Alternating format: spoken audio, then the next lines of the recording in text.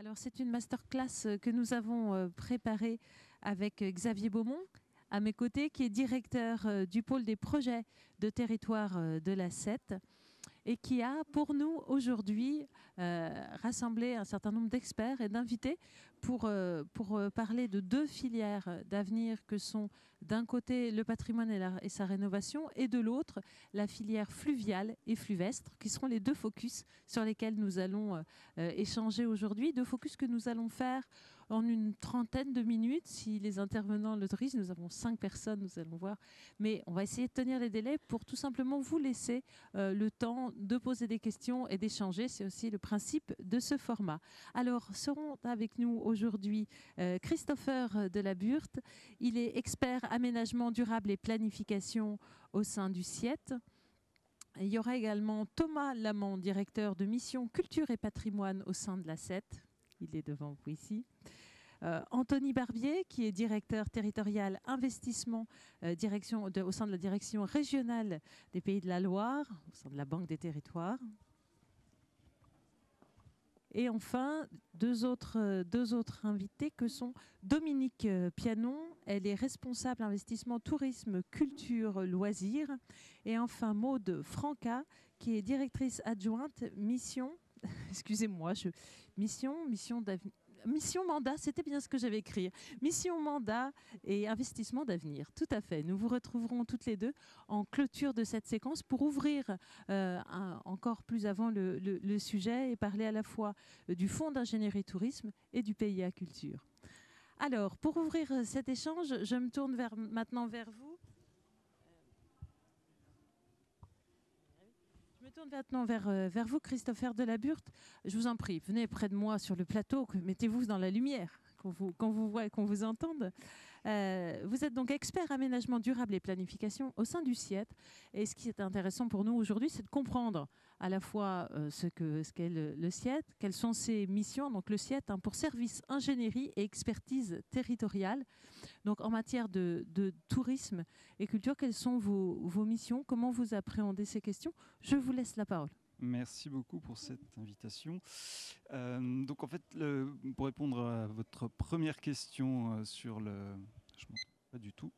Alors, il faut absolument pas occulter, je vous le dis, le petit récepteur qui se trouve au-dessus. Si jamais ça grince, ça craque, c'est que quelque chose le gêne. Voilà. Donc vous pouvez même le poser à côté de vous, c'est encore mieux.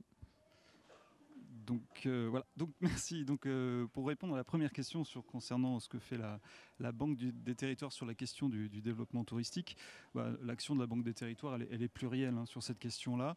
On intervient dès l'amont des projets, notamment en accompagnant les collectivités territoriales via une ingénierie amont, et c'est la raison d'être notamment du SIET, d'accompagner les collectivités dès la conception de leurs projets.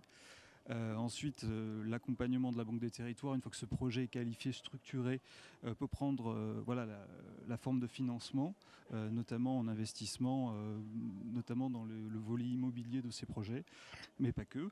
Et on a aussi un levier d'intervention dont on va parler aussi tout à l'heure, c'est la question de le fait qu'on abonde des fonds spécifiques qui permettent aussi de développer des projets touristiques.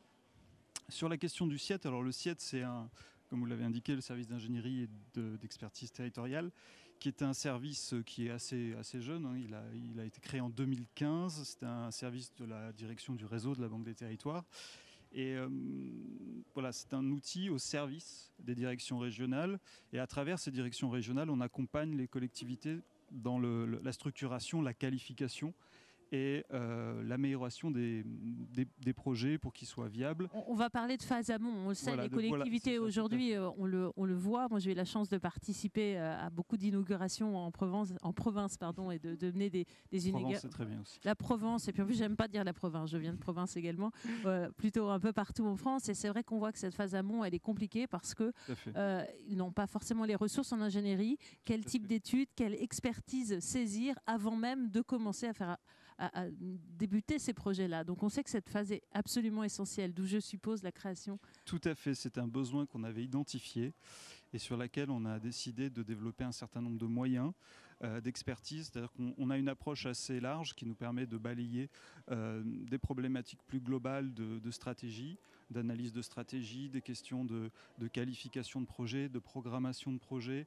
de gestion de projet, d'exploitation, de réhabilitation, de restructuration, sur un certain nombre de champs et d'expertise, notamment sur la dimension finance locale, sur la dimension pilotage, sur la dimension gouvernance. Et après, selon un certain nombre de champs thématiques qui dépassent le tourisme, hein, ce qui sont les questions de mobilité, d'aménagement. Voilà, c'est très riche.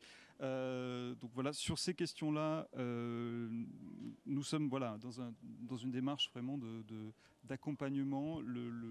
On essaie de faire du sur-mesure pour chaque collectivité en fonction du panel de moyens dont on dispose au service d'ingénierie. Sur les questions de développement touristique, on est amené à accompagner des réflexions sur les questions de destination, de stratégie touristique, de requalification de patrimoine, d'équipements publics, d'équipements culturels, d'équipements touristiques, d'équipements et d'infrastructures aussi liées à l'exploitation touristique. On peut penser à la question des ports aussi, la question des... L'idée, c'est de revaloriser aussi bien souvent Voilà. des choses existantes, que ce soit en termes d'infrastructures. Effectivement, ce qu'on s'aperçoit effectivement quand on regarde un peu et qu'on balaye ces questions-là, et pour rebondir à votre remarque, effectivement, les territoires, évidemment, ne sont pas égaux devant ces questions d'ingénierie et ces questions d'appui. On le rappelait beaucoup aujourd'hui, la question de la fracture territoriale. Effectivement, on essaie d'adopter notre offre et on s'est rendu compte que pour faire... L'idée, c'est avec l'ensemble de ces appuis, c'est de créer un terreau favorable à ce que les produits sortent, les projets sortent et soient le plus viables et en capacité à répondre et à trouver un modèle économique pour qu'ils puissent faire l'objet d'attention du secteur privé, mais pas uniquement, mais aussi de financement et d'action de la Caisse des dépôts, Banque des territoires. Donc cette logique-là, elle est très importante, et particulièrement pour les territoires qui sont moins dotés en ingénierie. Et on a constaté, évidemment, il y a un retrait de l'ingénierie classique de l'État aussi sur ces questions-là, comme sur d'autres. Donc concrètement, la Banque des territoires, en soutien, en appui aux collectivités, va financer une partie de ces études? Tout à fait. Alors concrètement, qu'est-ce que ça représente? Depuis la création du service d'ingénierie, c'est plus d'1 millier d'appuis qui ont été faits à l'ensemble des collectivités, de toute taille, de tout type, des communautés de communes, des communes, des bourgs-centres, des villes moyennes. L'essentiel de notre activité est tourné vers le bloc local, hein, communes et communautés et leur regroupement sous forme de PCI. On accompagne aussi par contre les régions et les départements aussi, notamment sur les questions touristiques ou la question de gestion d'équipement. On travaille, ce champ est intéressant. Sur le champ du tourisme, alors comment on intervient? On peut effectivement financer. Donc on a notre propre expertise, on a un pool d'experts qui pouvons déjà éclairer la direction régionale et in fine la collectivité sur un certain nombre de sujets, ce qu'on peut faire en direct. Ensuite, on mobilise des experts et des expertises. Et là, notamment, nous avons la chance au sein de la Banque des territoires d'avoir la CET, qui est l'expertise dont elle va nous parler.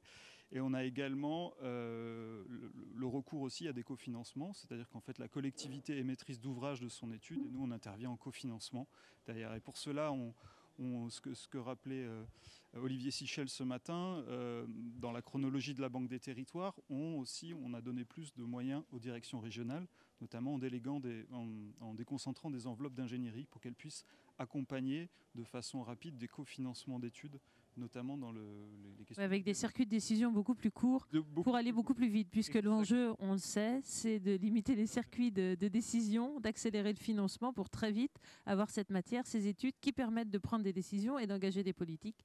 Et ensuite, on le sait, d'ouvrir à l'investissement, d'ouvrir au développement. Voilà. Donc sur cette question-là, on identifie également... En creusant un petit peu l'ensemble des sujets, en voyant ce qui passe, effectivement, on s'est rendu compte que les sujets qui ressortaient en termes de développement thématique, ça se trouve, c'est vraiment bien fait, puisque ce sont les thématiques phares de cet atelier. N'est-ce pas? Mais c'est fou, nous arrivons aux mêmes conclusions. Mais c'est formidable. La vie est belle. La vie est belle. C'est la question notamment de la valorisation du patrimoine, et notamment des patrimoines dans les centralités. Et ça croise aussi tout ce qui est cœur de ville et les opérations plus tard à venir de cœur de bourg. Parce qu'on voit que ce patrimoine, c'est quelque chose, c'est un levier de développement local, et c'est aussi un levier de différenciement. C'est qu'on a plusieurs territoires n'ont pas le même patrimoine, n'ont pas les mêmes choses à faire valoir. Et donc là, ça c'est important. Et puis aussi la question de la valorisation des infrastructures et des réseaux. Et nous, on pense évidemment au réseau fluvial dont on va parler. La question de la gestion des canaux, notamment, avec des sujets qui remontent sur différents territoires, avec des sujets assez extraordinaires que de la création d'un ascenseur à bateau rotatif en centre-Bretagne ou de la réhabilitation de châteaux assez emblématiques dans certains territoires. Voilà. Alors, on parle de fluvial, mais on parlera également de fluvestre, car c'est le fluvial et le fluvestre qui se développent. Merci Christopher Delaburde pour cet éclairage sur les missions du CIET. On donne la parole maintenant à la CET. Alors justement, entre le CIET, la CET, quelles missions différentes et plus précisément, quelles actions sur ces deux filières que nous venons d'identifier? Alors la CET, c'est une filiale de la Caisse des dépôts, donc une société de conseil qui est dans le champ concurrentiel, qui travaille pour la Caisse des dépôts. Donc on peut dire que c'est en deux mots le pôle conseil de la Banque des territoires, mais qui travaille aussi en direct pour les collectivités. On est sur les deux leviers du développement territorial que sont l'aménagement et l'attractivité, le tourisme étant lié à ces deux leviers justement, puisqu'il nécessite des opérations d'aménagement, mais aussi un certain nombre d'actions pour développer l'attractivité des territoires. Donc en deux mots, avant de passer la parole sur les deux focus, peut-être un petit bilan sur les 2 ans d'ingénierie apportés par la CET dans le cadre de la Banque des territoires. En gros, ça représente une centaine de collectivités qui nous ont sollicités sur des sujets très divers, toujours à vocation touristique. Donc ça démontre bien à quel point le tourisme est identifié par les élus, par leurs services, pour les aider à développer leur territoire et à reconvertir leur patrimoine, puisque c'est souvent un enjeu relevé majeur, puisque les collectivités sont propriétaires d'un certain nombre d'équipements. Tout ça sur des thématiques très variées, puisqu'on travaille aussi bien, enfin on a accompagné aussi bien la commune de la Grande Motte ou de Contrex sur le montage d'hôtels, mais aussi des communes beaucoup plus petites comme Aspelshit en Alsace ou Mout en Bourgogne-Franche-Comté sur des campings. Dans toutes les collectivités, il y a des sujets touristiques. Les ports de plaisance, Christopher en a parlé, ça peut aussi être des sites patrimoniaux, des châteaux. On intervient aussi sur des bases de loisirs, dans des stations de montagne. Donc pour vous dire à quel point le panel est large. Vous intervenez concrètement, c'est toujours dans cette phase d'ingénierie d'études amont? C'est toujours au stade projet. Au stade projet. Oui, c'est vraiment l'idée de la masterclass là, c'est bien de présenter l'implication de la Banque des territoires au stade projet dans le secteur du tourisme. Après, avec une ouverture dans son rôle de financeur en conclusion. Voilà. Alors peut-être ça amène ce bilan, on va dire, il amène 3 remarques que j'aurais aimé partager avec vous. La première, c'est que, évidemment, tous les territoires ne sont pas égaux et ne sont pas aussi attractifs les uns les autres en matière de tourisme. Par contre, ils sont tous légitimes pour faire du tourisme et des loisirs au sens large, un levier d'attractivité.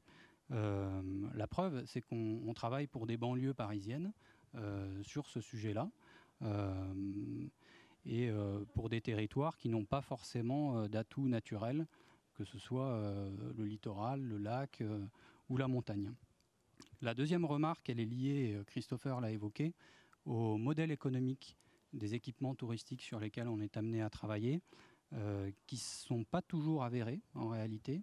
Et Dominique pourra aussi en parler. Ce qui pêche régulièrement, c'est l'absence de gestionnaire. C'est-à-dire qu'on a une collectivité qui est motivée, on a des investisseurs, publics ou privés, on manque parfois de gestionnaires, donc c'est un vrai sujet. Ce qui veut dire que il ne faut pas chercher à monter sur votre collectivité le projet idéal. Si vous disposez par exemple d'un patrimoine à requalifier, il faut d'abord chercher à l'occuper et vous verrez par l'expérimentation comment il sera accaparé par la population et par les acteurs économiques et sociaux.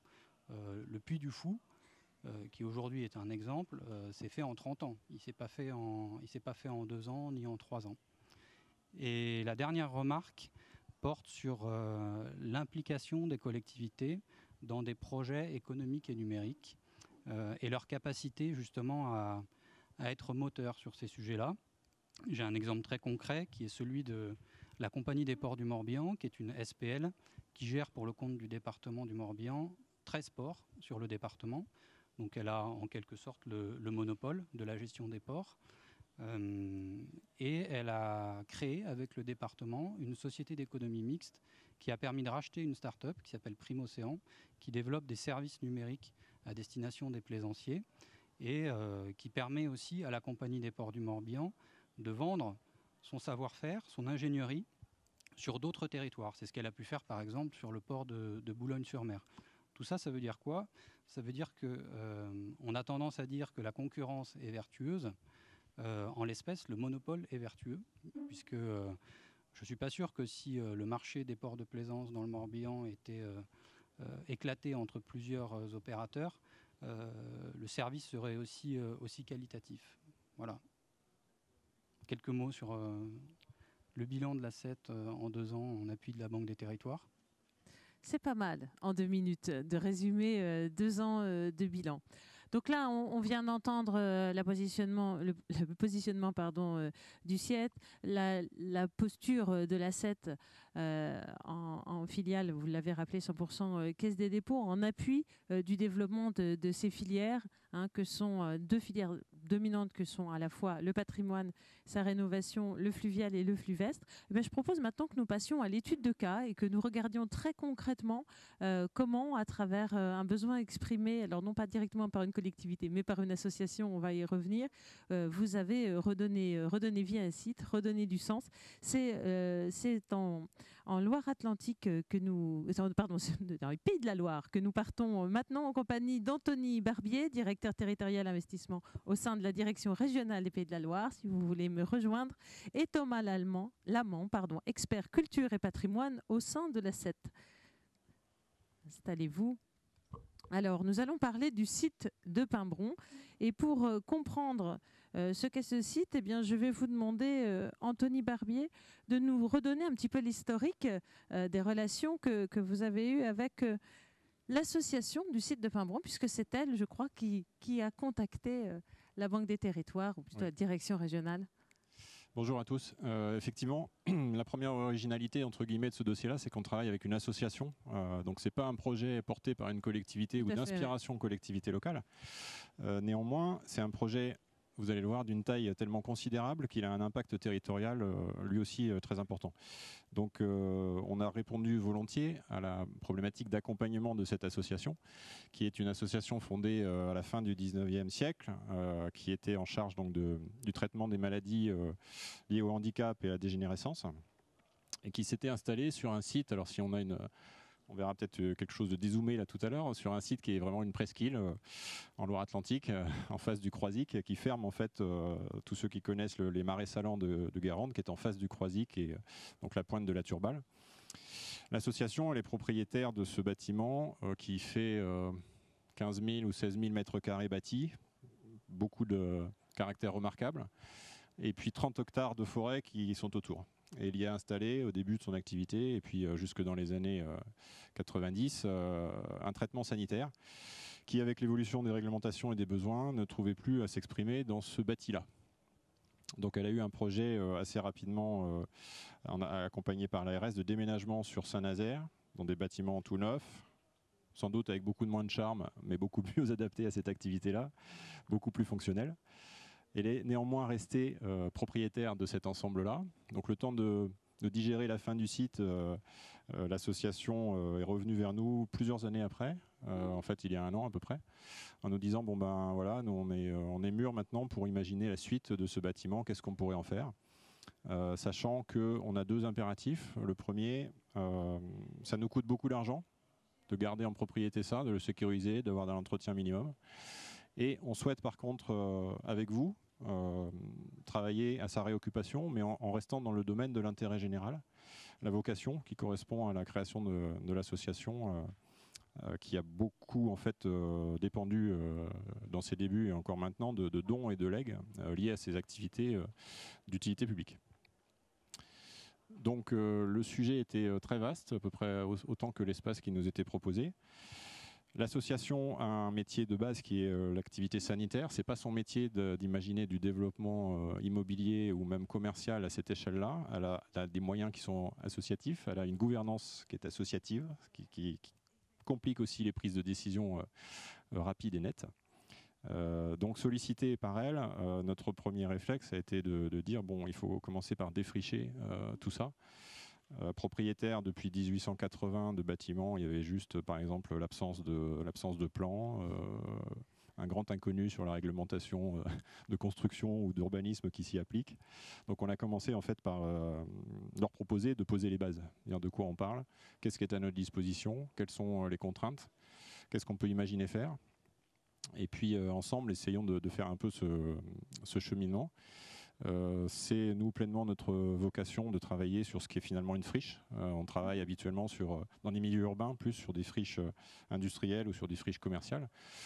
À une autre échelle, avec d'autres partenaires, le problème est le même. En fait, il s'agit d'imaginer un devenir à ce site-là. Et aussi d'inciter l'association qui était chez elle, dans ses murs, isolée complètement en fait, du reste. Là, il y a une bande de dunes de 1,5 km qui les sépare du reste, ce qui a des avantages mais aussi des inconvénients. L'inciter à s'ouvrir aux autres, à discuter aussi avec les acteurs publics, les collectivités locales autour.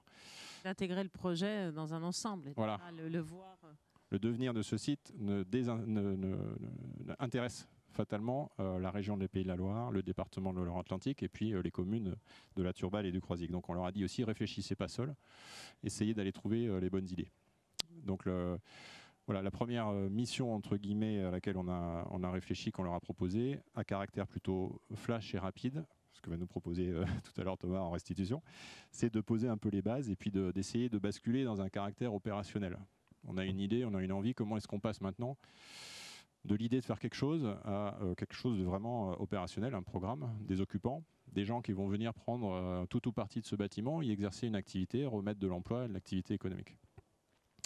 Et voilà, à l'issue de cette mission d'étude, on réfléchit même à la création d'une société entre l'association des œuvres de Pimbron et la Banque des Territoires pour institutionnaliser pendant quelques mois cette phase de faisabilité opérationnelle avant de basculer sur un programme de réalisation, donc financement de travaux et puis de mise en application.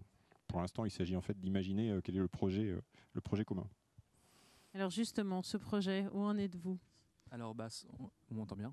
Très bien. Vous allez vous habituer. Il faut s'écouter parler, c'est difficile. Alors en fait, effectivement, on a une étape, ce qu'on appelle des étapes d'opportunité et de faisabilité. Donc il s'agit de dresser le champ des possibles. Dans un contexte général, vous l'avez vu, avec un patrimoine assez exceptionnel et qui pose des questions au plan national, effectivement, de valorisation du patrimoine. Le patrimoine, c'est pas seulement les vieilles pierres, c'est aussi une vieille usine, c'est aussi un paysage, c'est aussi du patrimoine immatériel. Donc ça peut être plein de choses, mais ça a une caractéristique, c'est une forme qui est là, quelque chose qui est là et qui a perdu sa fonction. Et la question, c'est comment on réhabite, comment on remet des fonctions et des usages dans des formes qui étaient prévues parfois pour autre chose.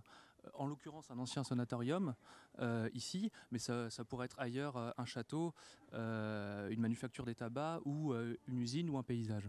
Donc on est vraiment dans un cas d'école de comment on remet des fonctions, aujourd'hui tourisme, loisirs, culture, dans une enveloppe fondamentalement hospitalière, dans une trame hospitalière, comme vous le voyez, avec des cours, avec un système, une architecture assez typique de ce type d'établissement.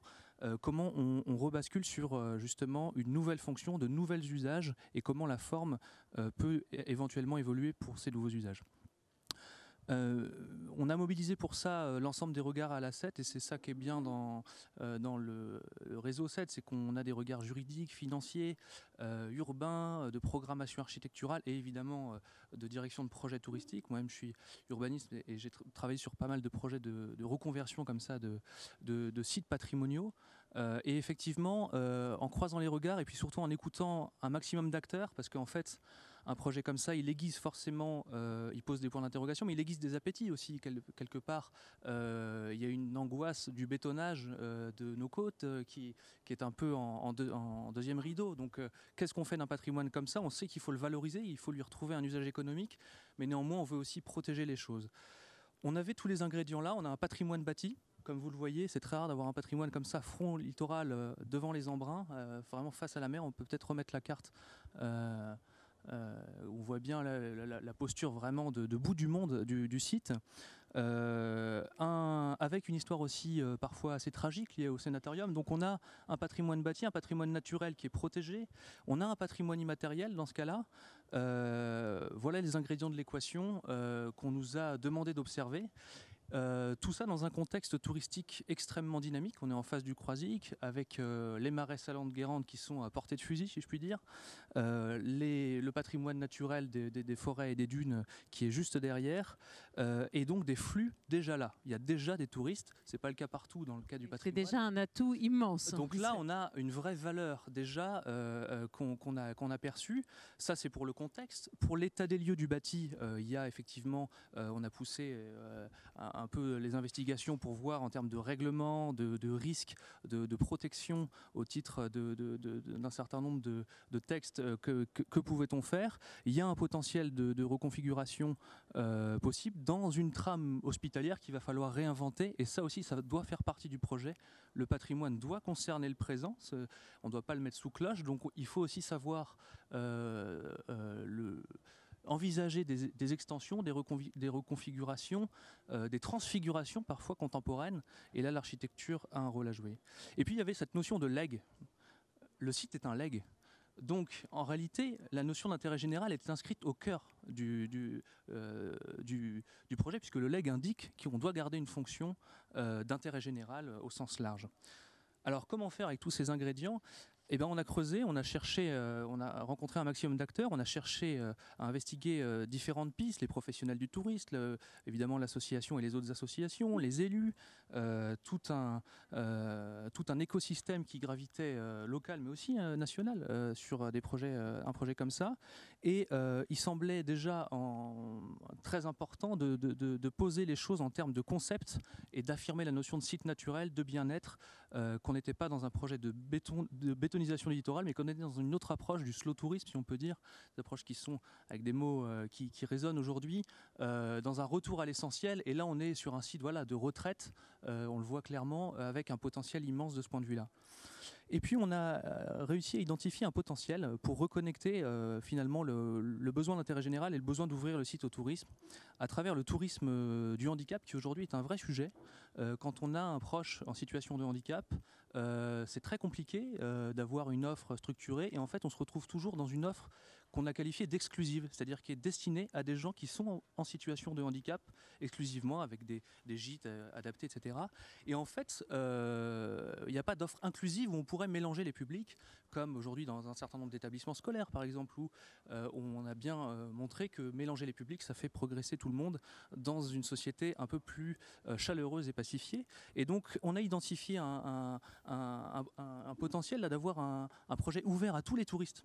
Les touristes balnéaires classiques, et puis ceux aussi qui ont un membre de leur famille en situation de handicap, dans une atmosphère résolument optimiste. Et là, il y a plein d'initiatives qu'on a identifiées qui sont assez étonnantes, où on inverse le regard sur le handicap, les personnes en situation de handicap sont souvent mésestimées, rabaissées, avec une vision parfois misérabiliste, il faut le dire. Et il y a plein de projets à l'inverse d'excellence qui renversent la bascule et qui disent le handicap, on peut avoir le grand chef du restaurant gastronomique, on peut avoir le champion de handisport, on peut avoir plein de choses qui témoignent ça, et d'avoir sur un site qui mélange tous ces publics avec un regard renouvelé sur le handicap, c'était effectivement un beau projet d'intérêt général à vivre dans le temps léger des vacances, qui n'est pas celui de la contrainte en plus, et qui correspond à une réalité économique avec des flux là qui sont avérés, et des gens qui sont, j'allais dire, captifs aussi dans ce contexte touristique. Donc les contenus, les contenants, comment l'adapter, et là on a donné des pistes, on a ouvert des pistes qu'il faut évidemment affiner dans un certain nombre d'investigations architecturales, financières, mais redonner une vie au site à travers un projet inclusif où tout le monde puisse se croiser, convivial, tourné vers un regard contemporain sur le site et ce patrimoine. Merci pour cette présentation, Thomas Lamont, du devenir, j'ai envie de dire, du site de Pimbron, puisque là, on l'entend, c'est comment on s'approprie un cahier des charges, on l'a entendu, ô combien complexe, et comment, grâce à vos expertises, à la mutualisation de ces expertises au sein de la SET, vous arrivez à dessiner, à esquisser ce que pourra être ce projet. Anthony Barbier. Oui, juste 20 secondes, en fait, pour indiquer très, très précisément qu'on a l'intérêt déjà de quelques opérateurs qui ne répondent pas à la totalité du bâtiment, parce que c'est très compliqué. Mais on a un opérateur hôtelier un peu spécialisé dans le traitement handicap qui pourrait prendre une partie du bâtiment. On a l'UCPA qui souhaiterait installer des. Donc on aurait plusieurs acteurs, c'est acté. Il n'y aura pas un seul acteur. Je profite de l'assemblée qu'on a aujourd'hui d'ailleurs pour indiquer que s'il y a des opérateurs dans la salle qui peuvent avoir des concepts intéressants qui pourraient se greffer ici, je leur donne ma carte de visite à la fin. Rendez-vous est pris. J'espère que vous avez entendu. Merci beaucoup à tous les deux pour cette présentation de ce projet. On ne manquera pas de le suivre et d'en prendre des nouvelles. Je pense qu'on peut voir l'avancée des projets sur le site de la Banque des Territoires. Je sais que vous mettez en avant pas mal de projets. Peut-être Xavier on dira un mot sur ce qu'on peut trouver où en termes d'information. Merci beaucoup. Alors je vous propose de quitter le patrimoine et sa rénovation pour faire un focus sur l'autre filière en devenir, qui est la filière fluviale et fluvestre. Et pour nous en parler, c'est c'est Flavio Marques Gomes. Mais c'est parce que Thomas m'avait dit qu'il restait également aux côtés de Flavio. Alors vous me perturbez, ce Alors, c'est vous, Flavio Marques Gomes, à qui je donne la parole en tant qu'expert fluvial au sein de la SET, pour qu'on comprenne un petit peu comment vous accompagnez ces secteurs, comment vous intervenez et quel type de tourisme on voit émerger. Qu'est-ce qu'on entend par les filières fluviales et fluvestres? Est-ce que on a une nouvelle définition de ces filières? Alors, aujourd'hui, on parle beaucoup de fluvestre. C'est finalement l'alliance entre le fluvial, donc ce qui se rapproche du plan d'eau uniquement, et du terrestre, ce qui se passe donc sur les berges. Donc c'est un tourisme qui part du fleuve et qui va ensuite s'irriguer vers les terres pour justement atteindre les points touristiques des différents territoires traversés. J'aimerais commencer par un constat pour introduire donc cette thématique assez simple, mais qui me paraît important de souligner, c'est que l'histoire des villes et de leur développement est finalement indissociable de celle des fleuves. On voit une grande majorité de nos villes sont traversées par des plans d'eau, et pour cause, la France est dotée du plus grand réseau fluvial d'Europe, avec 18 000 km de voies d'eau, dont 8 500 km sont navigables. C'est colossal.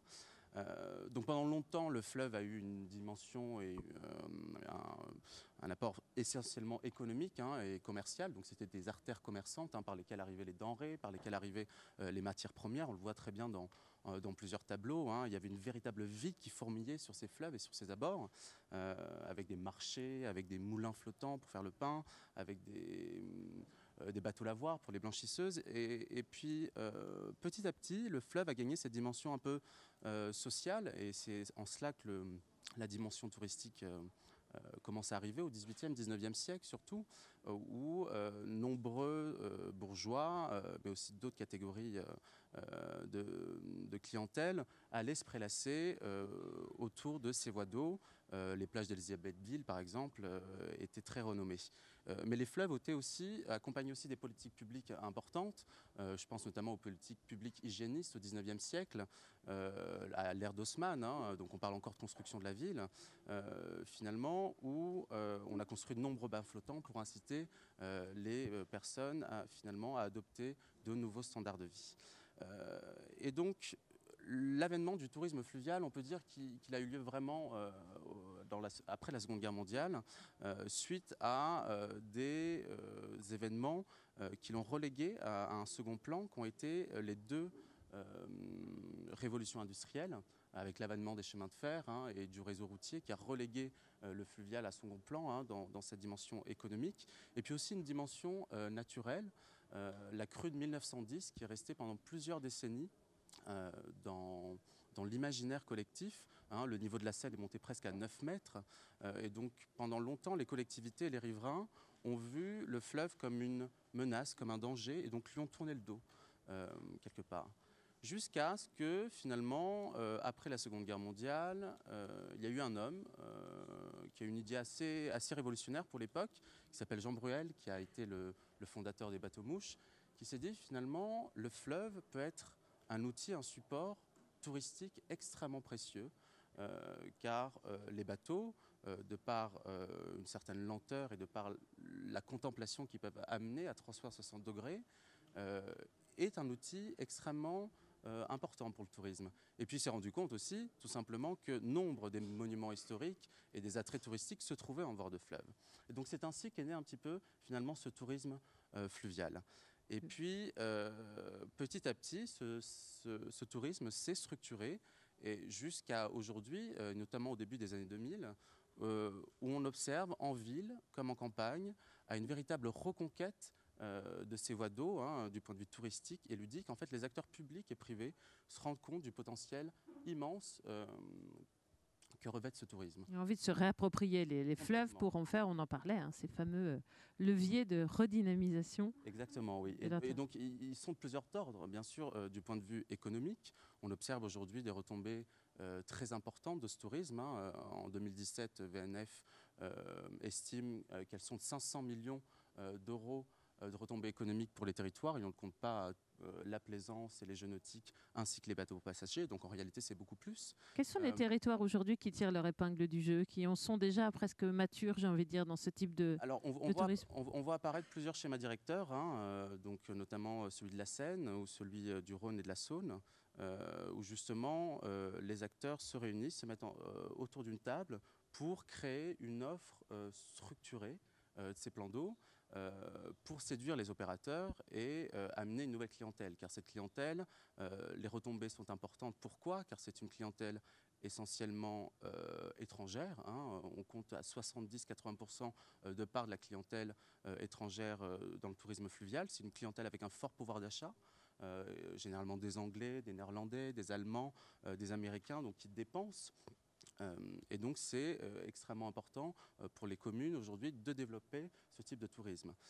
Il y a aussi l'aspect social qui est extrêmement important, on l'a un petit peu évoqué, on parlait du 19e, mais aujourd'hui le fleuve c'est quoi? C'est un morceau de nature dans l'espace urbain, c'est un milieu dans lequel on a envie d'être, et donc un facteur d'attractivité de fait. Et donc repenser les réaménagements touristiques de ces fleuves et de ces berges, c'est aussi finalement faire que les riverains se réapproprient ces espaces. Amener la vie sur ces berges, etc. Et créer de la mixité d'usage entre aussi bien les riverains que les touristes. Et aussi la question environnementale, évidemment, à l'ère du développement durable, on se rend compte que les fleuves sont des corridors écologiques et donc qu'il faut les préserver. Et donc c'est en cela qu'aujourd'hui des politiques très fortes de verdissement des flottes, mais aussi des aménagements qui prennent en compte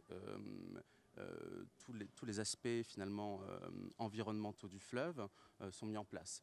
Et on le voit concrètement dans les missions qu'on mène, notamment dans les Bouches-du-Rhône, où nous mettons en place finalement une batterie de services, aussi bien pour les paquebots, mais aussi pour les riverains, qui prennent en compte cette dimension durable. Et cette dimension durable est importante, pas seulement du point de vue de l'environnement, mais aussi du point de vue de l'acceptabilité du projet par les riverains eux-mêmes et par les collectivités. Parce que quand on va installer, je prends un exemple très concret, une borne électrique pour alimenter un paquebot fluvial, c'est pour l'empêcher certes d'utiliser ces groupes électrogènes et donc de polluer quand il est en stationnement dans une escale, mais c'est aussi éviter d'énormes nuisances sonores pour les riverains, parce que finalement ces escales donnent généralement directement sur des habitations. Donc finalement il y a aussi cette question-là qui est très importante et qu'il faut prendre en compte.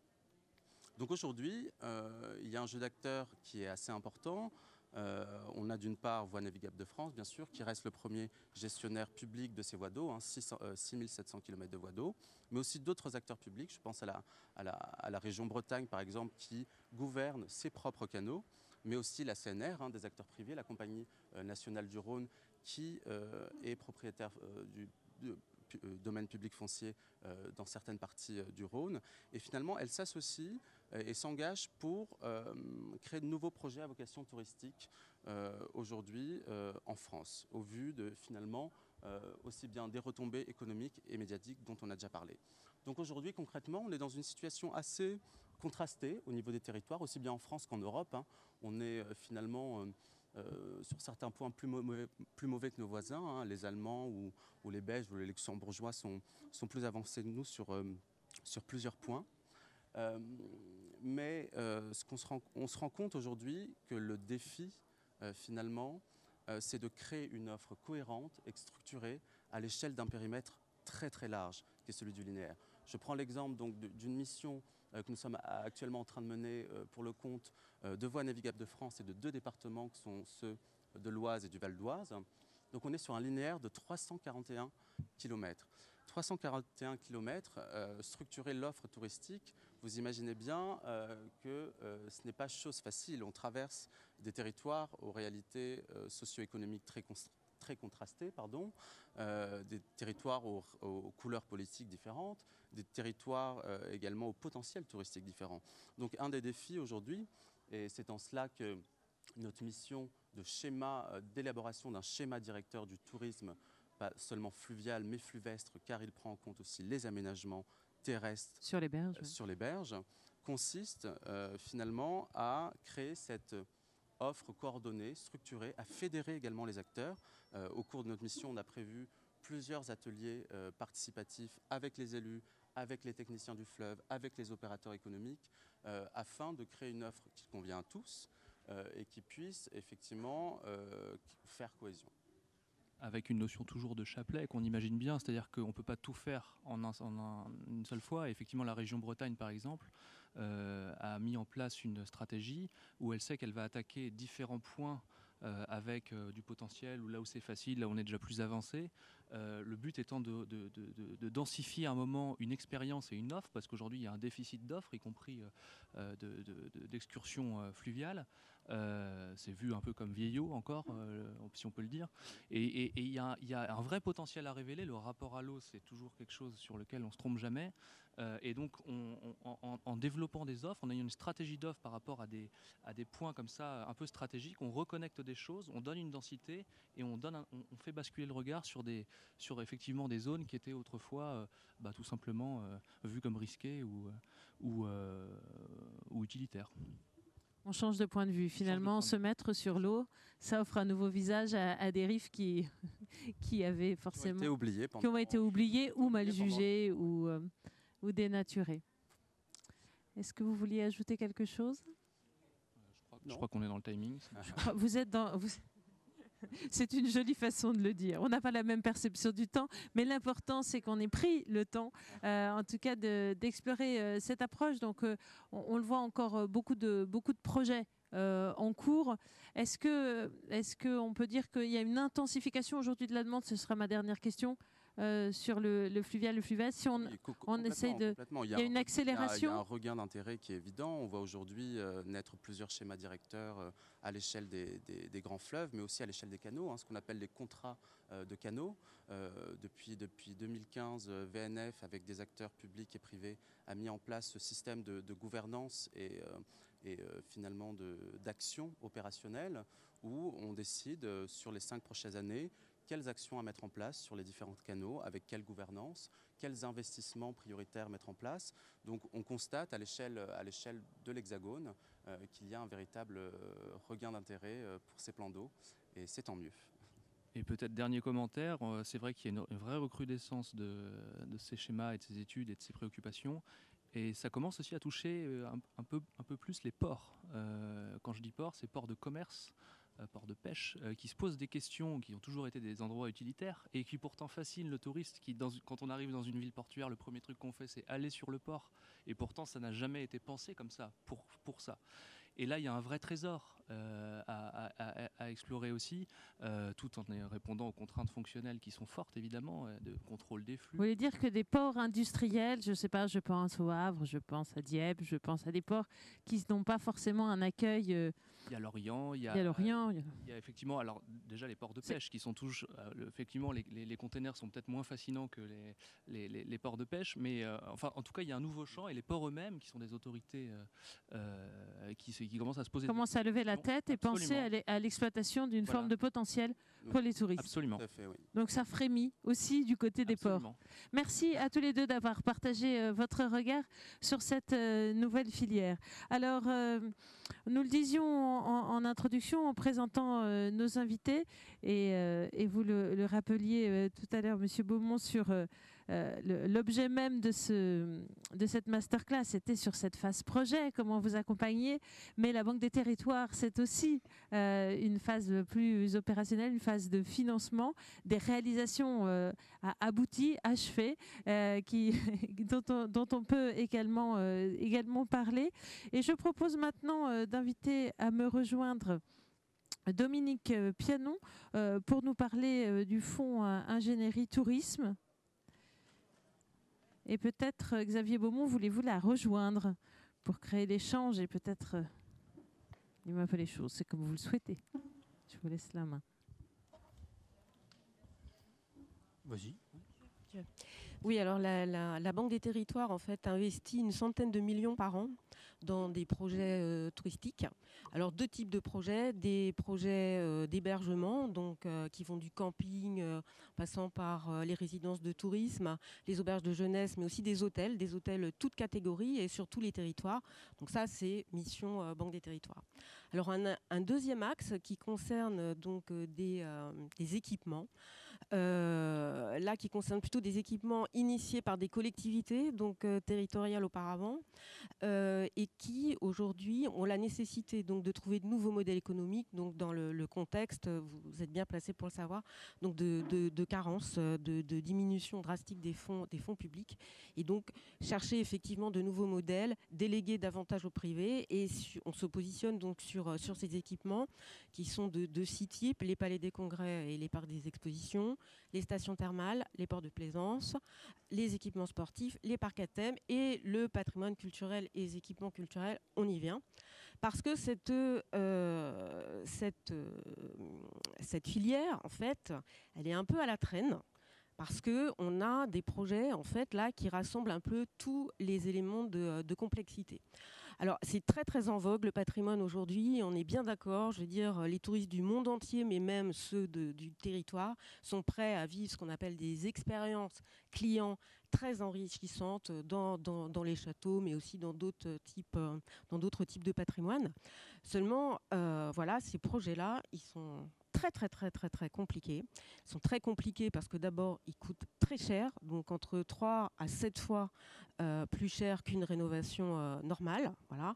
Et c'est vrai qu'on a l'habitude de dire, voilà, un hôtel dans un château, donc ça coûte 3 à 7 fois plus cher, mais l'hôtelier qui est dedans, il ne va pas vendre sa chambre d'hôtel 3 à 7 fois plus cher, tout ça parce qu'il est dans le patrimoine. Donc on voit bien qu'il y a quelque chose qui ne matche pas déjà dans les équilibres économiques.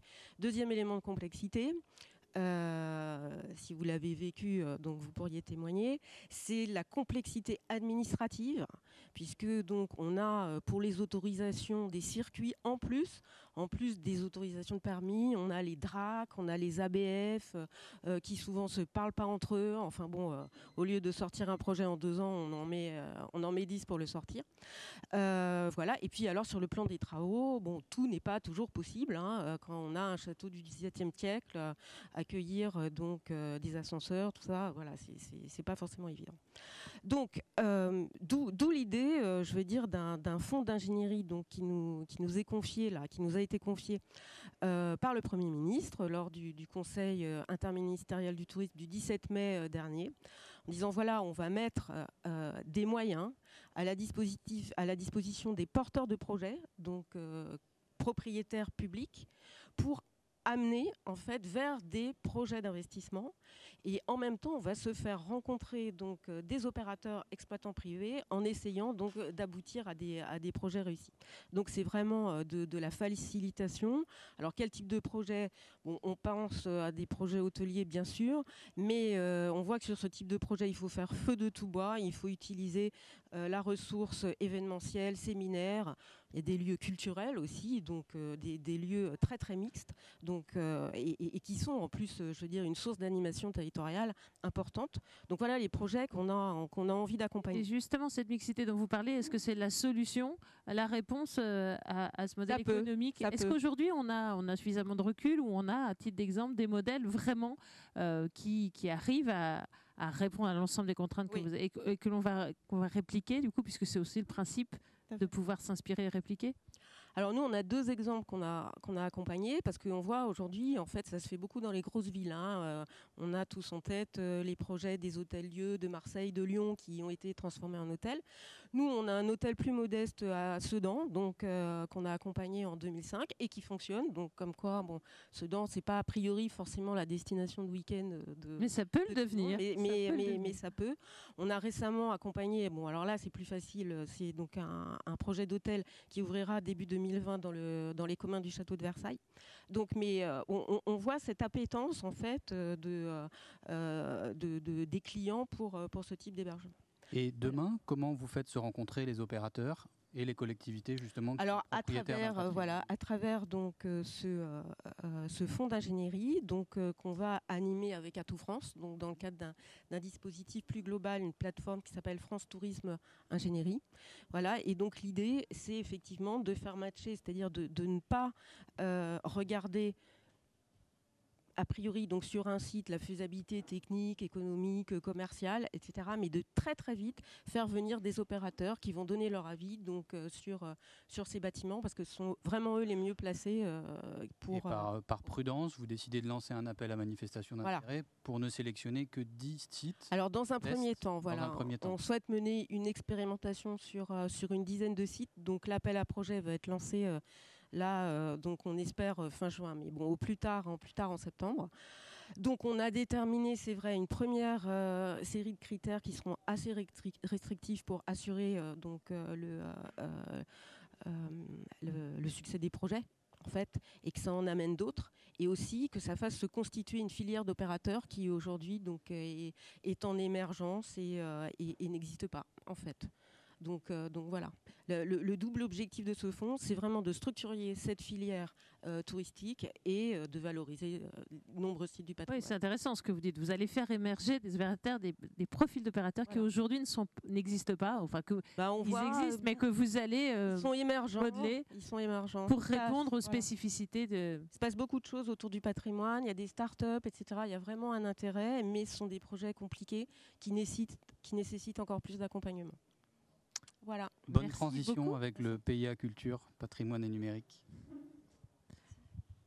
Merci. Et c'est Maud Franca que nous accueillons et qui va conclure cette séquence en nous emmenant un peu plus loin, donc en regardant dans la vision du PIA Culture.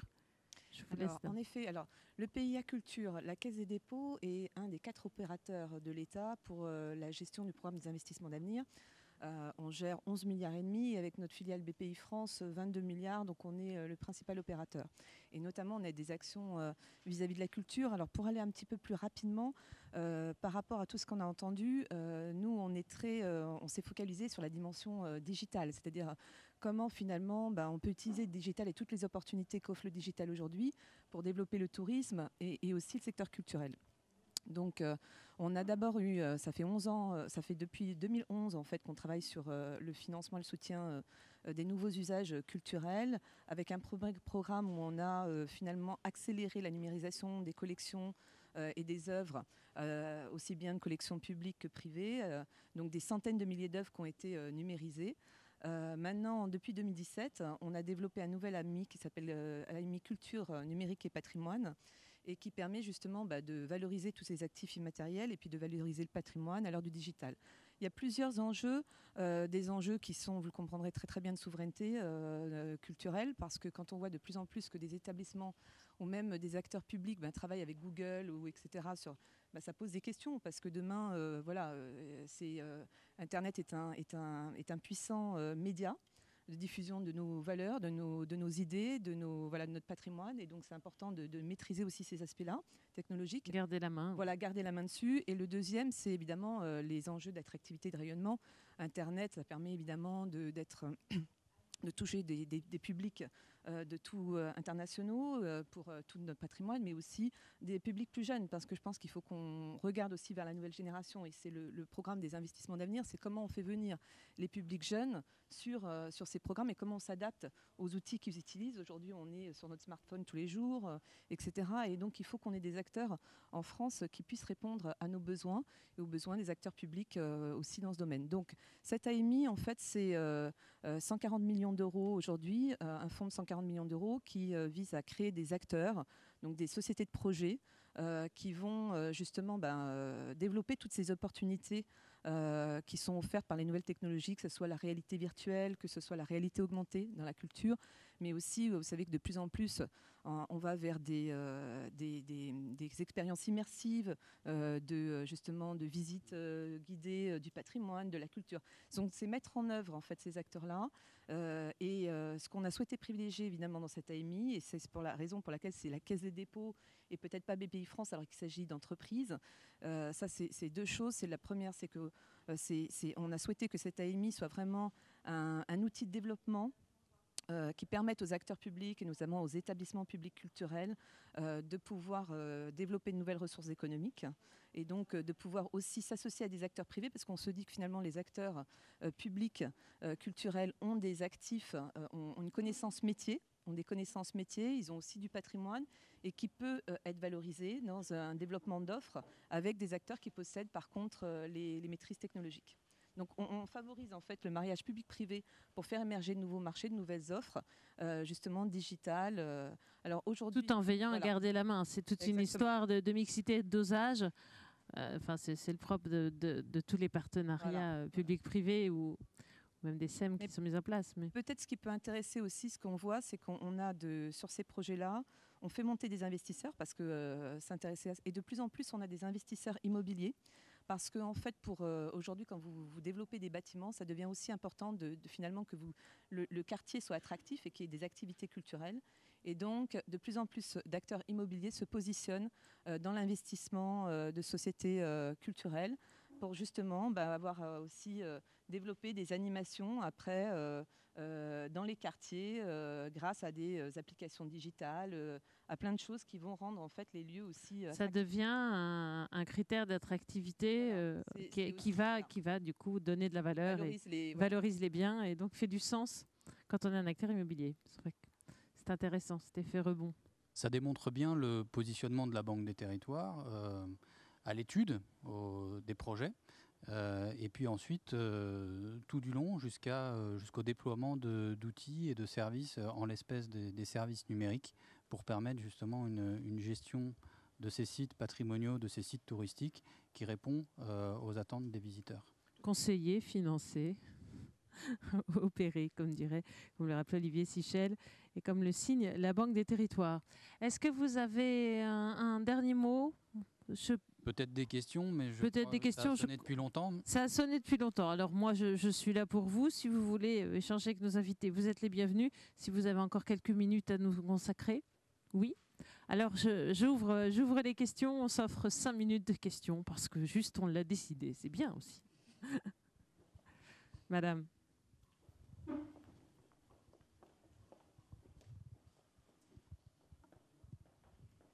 Bonjour, Brigitte Gallet, Ville de Paris. Je voulais simplement, c'est pas une question, c'est une sorte de confirmation à la personne qui disait que on peut allier l'utile et l'agréable. Et en fait, à Hambourg, le port, une partie de l'Elbe est remplie de conteneurs. Et juste en face, il y a Blanquenessé, c'est un des quartiers les plus chics. Et il y a toute une plage et qui va jusqu'à la mer et qui sert, qui est utilisée pas pour la plaisance, mais pour le plaisir des promeneurs et puis des personnes qui aiment le fleuve. Donc on peut mixer un port actif, commercial, et des zones plus de plaisance, de plaisir. Merci pour ce témoignage. Une autre question, Madame? Bonjour à tous. Alors moi, je m'appelle Marina Yapi, je suis de la ville de Paris. J'ai une question pour Xavier Beaumont. Je voudrais savoir quel est le projet le plus concret mais aussi le plus compliqué à réaliser en matière de tourisme sur un territoire? Alors ça, c'est pour voir si vous êtes encore très en forme. Ouais. C'est un petit défi comme ça, in fine. Je crois qu'on l'a évoqué un peu en filigrane, il est patrimonial. Thomas en a parlé sur Pimbron, Dominique l'a évoqué aussi.